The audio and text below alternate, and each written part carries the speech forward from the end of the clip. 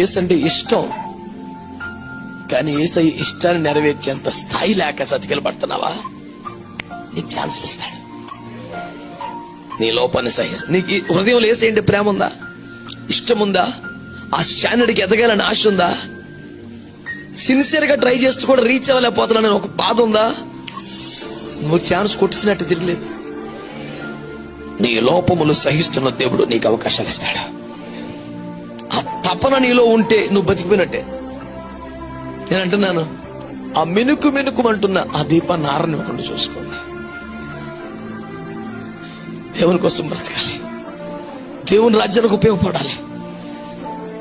నా వంతుగా దేవుని రాజ్య ప్రకారం నిర్మించాలి అని ఒక లోపల చిన్న దీపం ఉంది కదా, దాన్ని ఆరనివ్వకండి.